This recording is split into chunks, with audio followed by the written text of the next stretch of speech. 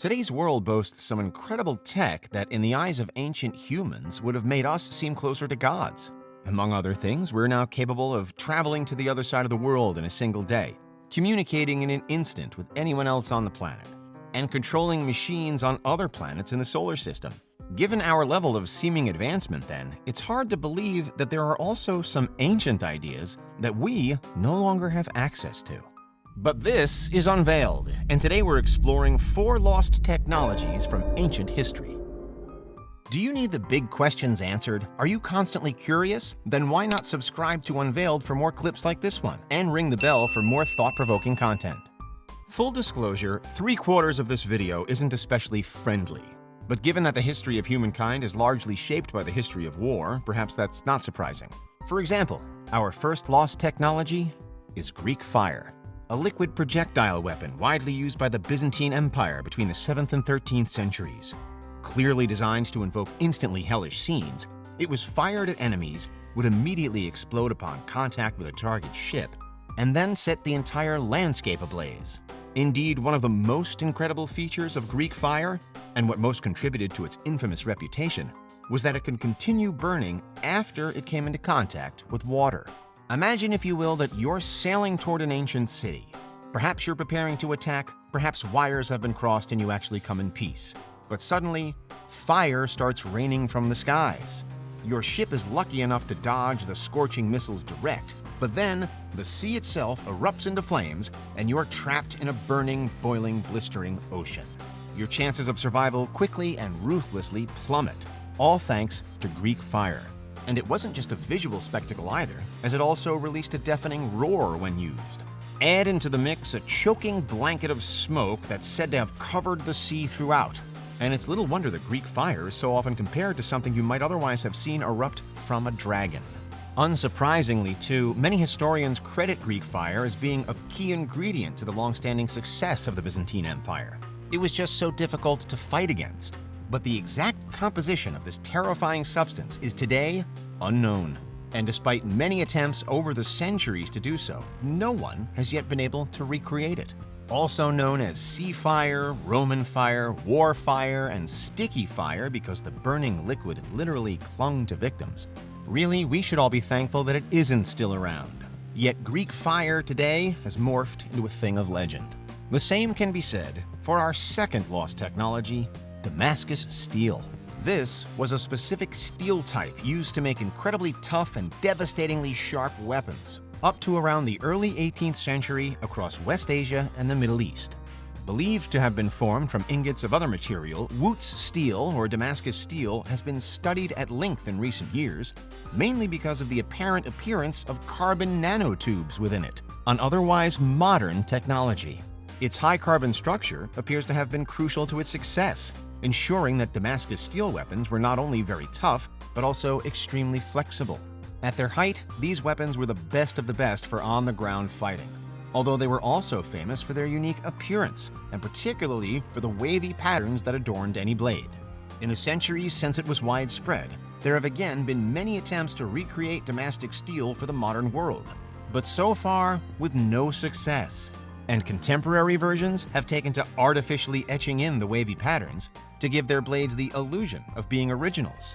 The secret to manufacturing true Damascus steel remains hidden, though, perhaps never to be discovered again. For today's third lost technology, the history of its use in the real world is much more up for debate.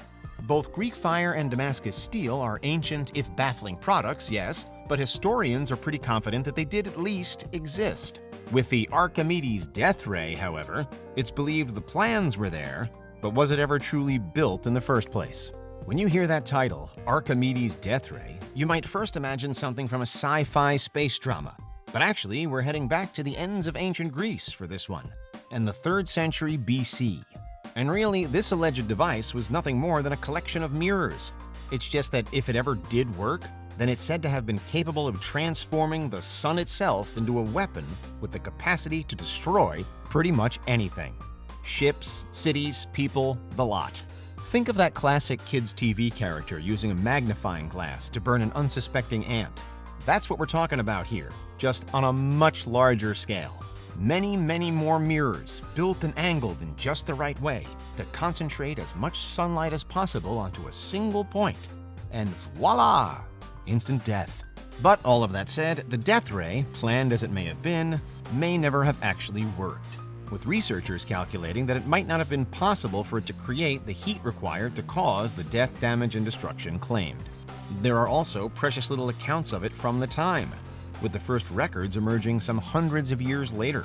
Still, many have tried to replicate it regardless, and some have even been mildly successful, although nobody, thankfully, has managed a true death ray just yet.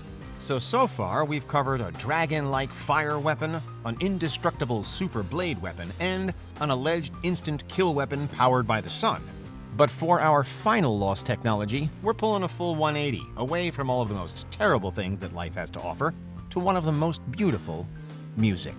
There are, of course, many ways to produce music, but it could be that one of our best ever instruments has now been lost forever. The Stradivarius Violin.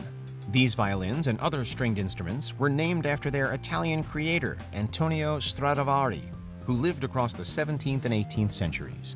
And unlike with the other technologies in this video, there are still examples of these things in the modern world, with approximately 650 authentic Stradivarius instruments surviving today.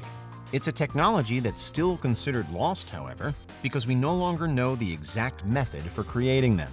So no matter how musically perfect a Stradivarius may sound, we're on borrowed time to enjoy them. Over the years, we've certainly tried to make new ones, but to no avail. And there has been much speculation as to what exactly gave these violins such an unbeatable sound quality. One widely suggested possibility was that Stradivari had used a special varnish to somehow improve the sound, but that's been ruled out by modern research. Another common idea is that the cooler climate of Stradivari's time may have led to a denser wood and then again to a better sound.